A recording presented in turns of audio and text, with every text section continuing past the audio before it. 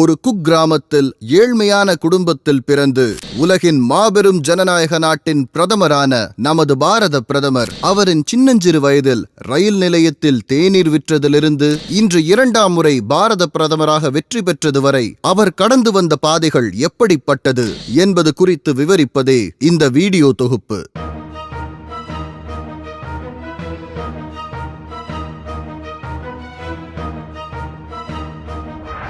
நரேந்திர மோடி என்று எல்லோராலும் அழைக்கப்படும் நரேந்திர தாமோதரதாஸ் மோடி அவர்கள் 1950ஆம் ஆண்டு செப்டம்பர் மாதம் 15ஆம் நாள் இந்தியாவின் குஜராத் மாநிலம் மேசானா மாவட்டத்தில் உள்ள வட்நகர் என்ற இடத்தில் தாமோதரதாஸ் முல்சந்த் மோடி என்பவருக்கும் ஹூரா பென்னுக்கும் 3வது குழந்தையாக பிறந்தார். இவருக்கு 6 சகோதரர்கள் உள்ளனர். சிறு வயதில் தன் தந்தையுடன் வட்நகர் ரயில் நிலையத்தில் தேநீர் விற்று வந்தார் மோடி. பின்னாளில் தனது சகோதரருடன் இணைந்து பேருந்து நிலையம் அருகில் தேநீர் கடை நடத்தியுள்ளார். வட்நகர் ரயில் நிலையத்திற்கு வரும் ரயில்களில் தேநீர் விற்று வரும்போது அதில் பயணிக்கும் சன்னியாசிகளுடன் பேசியதன் மூலம் இந்து மதத்தின் மீது ஒரு தீரா காதல் அவருக்கு உருவாகியுள்ளது. அதேபோல் அந்த ரயில்களின் பயணிக்கும் ராணுவ வீரர்களுக்கு தேநீர் கொடுத்துள்ள போது அவர்கள் மீது தனியொரு மரியாதை உருவாகியுள்ளது. ராணுவத்தின் மீதுள்ள பற்றின் காரணமாக ராணுவத்தில் சேர வேண்டும் என்ற தன் ஆசையை வீட்டில் தெரிவிக்கிறார் மோடி. அதற்கு கடும் எதிர்ப்பலை உண்டாகிறது அவர்கள் குடும்பத்தில். இதையடுத்து அந்த பகுதியில் இருக்கும் யசோதா பென் என்ற சிறுமியுடன் திருமணம் செய்து வைக்கின்றனர் அவர்களின் பெற்றோர்கள். இந்த சம்பவத்தில் மனமுடைந்த மோடி வீட்டை விட்டு வெளியேறுகிறார். அப்பொழுது அவருக்கு வயது 17. அந்த நேரத்தில் அவர் வட்நகரில் மேல்நிலை கல்வியை முடித்திருந்தார். வீட்டை விட்டு வெளியேறிய மோடி அடுத்த 2 வருடங்கள் வடக்கு மற்றும் வடகிழக்கு இந்தியாவில் பயணம் மேற்கொண்டார் என்று சொல்லப்படுகிறது. ஆனால் இதுநாள் வரை அந்த இடைப்பட்ட காலங்களில் அவர் எங்கு சென்றார், என்ன செய்தார் என்பது குறித்து எந்த ஊர்ஜிதமான தகவல்களும் இல்லை. அதன் பின் 3 ஆண்டுகள் கழித்து மீண்டும் தன் சொந்த ஊருக்கே திரும்ப வருகிறார் மோடி. தொலைதூர கல்வி திட்டத்தின் மூலமாக டெல்லி பல்கலைக்கழக இளங்கலை பட்டமும் பிறகு குஜராத் பல்கலைக்கழகத்தில் அரசியல் அறிவியலில் முதுகலை பட்டம் பெற்றார் நரேந்திர மோடி. இதில் சிறப்பு செய்தி என்னவென்றால் நரேந்திர மோடிக்கு திருமணமான செய்தியே 2014 மக்களவை தேர்தலில் வேட்புமனு தாக்கல் செய்யும் போதுதான் உலகத்திற்கு தெரிய வந்தது. இதில் வேடிக்கையான விஷயம் என்னவென்றால் மோடி பிரதமராக பதவியேற்ற பிறகு அரசு நடைமுறைகளின்படி யசோதா பென்னுக்கு பாதுகாப்பு வழங்கிய போது அவருக்கு சங்கடமாக இருந்தது. தான் பொது போக்குவரத்தில் பயணிப்பதாகவும் பாதுகாப்பு காவல்துறையின் வாகனங்கள் தனது பேருந்தை பின்தொடர்வதாகவும் ஃபர்ஸ்ட் போஸ்ட் என்ற பத்திரிகைக்கு யசோதா பென் அளித்த பேட்டியில் தெரிவித்திருந்தார். பிரதமர் இந்திராவின் எமர்ஜென்சி நாட்டையே உலுக்கியது. RSS அமைப்பிற்கு தடை விதித்தது மட்டுமல்லாமல் அந்த அமைப்பின் முக்கிய தலைவர்கள் கைது செய்யப்பட உத்தரவு பிறப்பிக்கப்பட்டது. இந்நிலையில் குஜராத் மாநிலத்தில் உள்ள சில முக்கியமான தலைவர்களை பாதுகாக்கும் பணி மோடியிடம் தரப்படுகிறது. இந்த காலகட்டத்தில்தான் சுப்பிரமணிய சாமி, ஜார்ஜ் பெர்னாண்டஸ் போன்ற தலைவர்கள் தலைமறைவாக இருப்பதற்கும் உதவுகிறார் மோடி. இதே எமர்ஜென்சி காலகட்டத்தில்தான் தன் அரசியல் குருவான அத்வானியை முதலில் சந்திக்கிறார். அந்த சமயத்தில் அரசுக்கு எதிரான துண்டு பிரசுரங்கள் அச்சடிக்கும் பணியிலும் அதை மக்களிடத்தில் கொண்டு சேர்க்கும் பணியிலும் ஈடுபடுகிறார் மோடி. எமர்ஜென்சி அவருக்கு பல்வேறு அனுபவங்களை கற்றுக் கொடுத்திருந்தது. 1978 RSS சம்பங் பிரச்சாரரான மோடி சூரத் மற்றும் வதோதரா பகுதிகளின் RSS செயல்பாடுகளில் ஈடுபட்டிருந்தார். 1979 RSS பணிக்காக டெல்லி சென்ற இவருக்கு எமர்ஜென்சி வரலாற்றில் RSSஇன் பங்கு குறித்து ஆராய்ந்து எழுதும் பணி வழங்கப்பட்டிருந்தது. 1980ஆம் ஆண்டு ஜனதா கட்சியிலிருந்து பிரிந்து வந்த அத்வானியும் வாஜ்பாயும் RSS இயக்கத்தின் உதவியுடன் பாஜக என்ற புதிய கட்சியை உருவாக்கினார்கள். இந்துத்வா கொள்கைகளை நாடு முழுவதும் பரப்ப இயக்கம் மட்டும் போதாது என்று உணர்ந்திருந்த RSS தன் கொள்கைகளை பின்பற்றும் பாஜகவை முழுமையாக ஆதரித்தது. 1985 RSS மூலம் பாஜகவிற்கு அனுப்பப்பட்ட மோடி 1987ஆம் ஆண்டில் பாஜக உறுப்பினர் ஆகிறார். பாஜகவில் அவருக்கு கொடுக்கப்பட்ட முதல் பணி அகமதாபாத் உள்ளாட்சி தேர்தல் வேலைதான். அந்த தேர்தலில் பாஜக பிரச்சாரங்களை ஒருங்கிணைக்க உதவியாக இருந்தார் மோடி. பாஜக அமோக வெற்றி பெற்றது. அகமதாபாத்தில் பாஜக அடைந்த முதல் வெற்றி அதுதான். 1988 பாஜகவின் குஜராத் மாநிலத்தின் ஒருங்கிணைப்பு செயலாளராக தேர்வானார் மோடி. 1990 அத்வானியின் ராமரத யாத்திரை பணியும் மோடியிடம் கொடுக்கப்பட்டது. இதுவே மோடிக்கு கொடுக்கப்பட்ட தேசிய அளவிலான பெரிய பணியாகும். இந்த பணியை செவ்வனே செய்து காட்டினார் மோடி. ஏற்கனவே அத்வானியிடம் நல்ல பெயர் பெற்றிருந்த மோடி இன்னும் நெருக்கமானார். அதற்கு பின் 1995 குஜராத்தில் பாஜக ஆட்சியை அமைத்தது. கேசுபாய் பட்டேல் முதலமைச்சரானார். மோடியை குஜராத் பாஜகவின் பொதுச் செயலாளராக்கினார் அத்வானி. பின்பு பஞ்சாப், ஹரியானா மற்றும் இமாச்சல் போன்ற மாநிலங்களில் பாஜகவை வலுப்படுத்தும் பணி மோடிக்கு கொடுக்கப்பட்டது. அந்த பணிகளையும் சிறப்பாக செய்து முடித்தார் மோடி. இந்த செயல்பாடுகளால் மாநில அளவில் இருந்த மோடியின் அந்தஸ்து தேசிய அளவில் மாறியது. 1998 பாஜகவின் பொதுச் செயலாளர்களில் ஒருவராக நியமிக்கப்பட்டார் மோடி.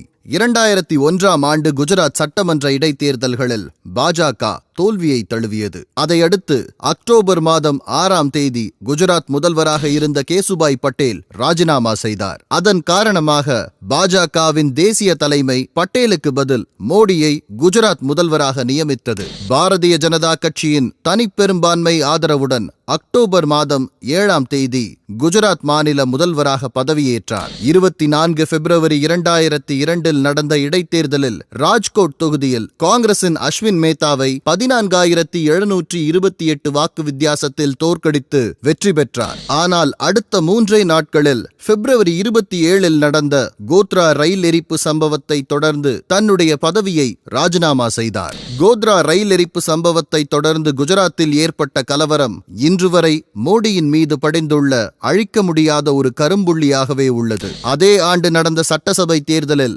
மணிநகர் தொகுதியில் காங்கிரசின் ஒஷா எதின்பாய் நரேந்திரகுமாரை 38,256 வாக்கு வித்தியாசத்தில் தோற்கடித்து இரண்டாவது முறையாக முதலமைச்சராக பொறுப்பேற்றார் நரேந்திர மோடி.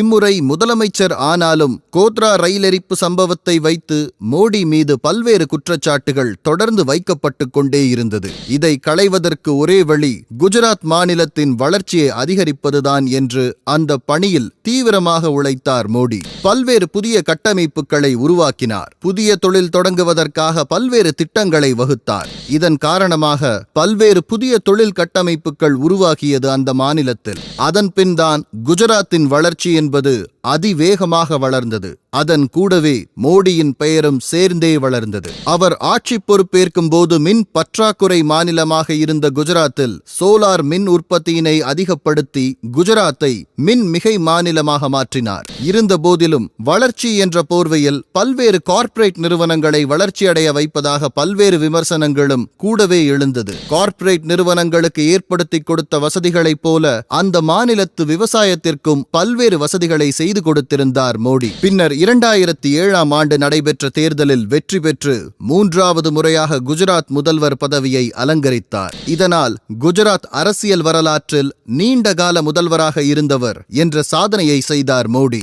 குஜராத் மாநிலத்தில் பல்வேறு துறைகள் தன்னிறைவு பெற்று விளங்கியது. மேலும் மோடி கொண்டு வந்த கவர்னன்ஸ் திட்டம் ஊழல் குறைவதற்கு மிக முக்கிய காரணமானது. 2010 டிசம்பர் மாதம் உச்சநீதிமன்றத்தால் அமைக்கப்பட்ட சிறப்பு புலனாய்வு குழுவிலிருந்து கோத்ரா கலவரத்தில் மோடிக்கு தொடர்பு இருப்பதற்கான எந்த ஒரு ஆதாரமும் இல்லை என்ற அறிக்கையை தாக்கல் செய்தது. அதற்கு பின்தான் மோடியின் மீது படிந்திருந்த அந்த கருப்பு புள்ளி சற்றே மறையத் தொடங்கியது. பிரபல பத்திரிகையாளர் ரூத்தம் வோரா தன் கட்டுரை ஒன்றில் வைப்ரண்ட் குஜராத் திட்டத்தின் கீழ் 84 லட்சம் கோடி ரூபாய் மதிப்பிலான முதலீட்டு ஒப்பந்தங்கள் கையெழுத்தாகியுள்ளன.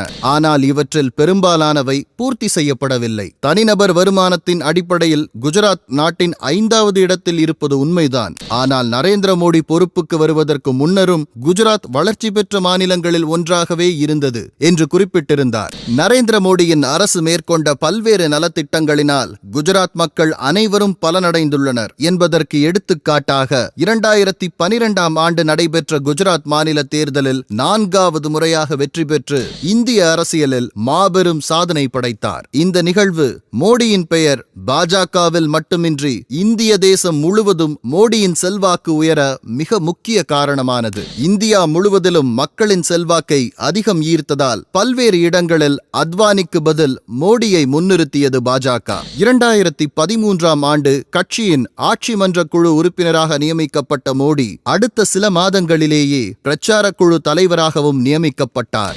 2014ஆம் ஆண்டு தேர்தலில் பாஜகவின் பிரதமர் வேட்பாளராக அத்வானி நிறுத்தப்படுவார் என்று நினைத்திருந்த நிலையில் 2013ஆம் ஆண்டு செப்டம்பர் மாதம் பாஜகவின் பிரதமர் வேட்பாளராக மோடி அறிவிக்கப்பட்டார். அறிவிப்பின் போது அந்த நிகழ்ச்சியில் அத்வானி கலந்து கொள்ளவில்லை என்பது குறிப்பிடத்தக்கது. அத்வானிக்கு பிரதமர் வேட்பாளராக மோடி அறிவிக்கப்பட்டது அதிருப்தியை ஏற்படுத்தியிருந்தது. பின் கட்சியின் மூத்த நிர்வாகிகள் அவரை பேசி சமாதானப்படுத்தினர். மோடியின் அரசியல் வளர்ச்சியில் முக்கிய பங்காற்றியவர்களில் அத்வானிக்கு மிக முக்கியமான இடம் இருந்தது. தேர்தல் தொடங்குவதற்கு முன்பே தனி விமானம் மூலமும் ஹெலிகாப்டர் மூலமும் இந்தியா முழுவதும் சுற்றி தீயாய் வேலை பார்த்தார் மோடி. குஜராத் கலவரத்தின் காரணமாக அவருக்கு விசா வழங்க மறுத்த அமெரிக்கா உட்பட அனைத்து நாடுகளும் அவருக்கு விசா வழங்கியது. மோடியின் பெயர் இந்தியா முழுவதும் அலையென வீசத் தொடங்கியது. இந்த மோடி அலையின் காரணமாக கடந்த 30 ஆண்டுகள் எந்த கட்சிக்கும் கிடைக்காத பெரும்பான்மையை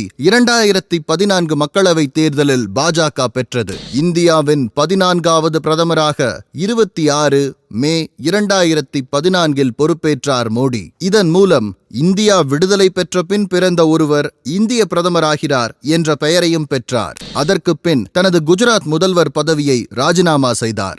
60 ஆண்டு காலங்களில் காங்கிரஸ் அரசு செய்யாததை இந்த அரசு செய்யும் என்று சொல்லி மாபெரும் வெற்றியை தழுவிய மோடி அரசு 2014ஆம் ஆண்டு முதல் 2019ஆம் ஆண்டு வரை இந்தியாவிற்கு என்ன செய்தது என்று இந்தியர்கள் அனைவரும் நன்கு அறிந்த ஒன்றே. நடந்து முடிந்த 2019ஆம் ஆண்டு மக்களவை தேர்தலிலும் பாஜகவின் பிரதமர் வேட்பாளராக மோடியே மீண்டும் நிறுத்தப்பட்டார். கடந்த 5 ஆண்டு மோடியின் ஆட்சியில் பணமதிப்பிழப்பு, ஜிஎஸ்டி, ரஃபேல் ஊழல் போன்ற பல காரணங்களை முன்வைத்து அனைத்து கட்சியினரும் மோடிக்கு எதிராக அனல் பிரச்சாரத்தில் ஈடுபட்டிருந்தனர். ஆனால் இந்த வருடமும் யாரும் எதிர்பார்த்திராத வண்ணம் மாபெரும் பெரும்பான்மையை நிரூபித்து மீண்டும் ஆட்சி அமைக்கவிருக்கிறது பாஜக.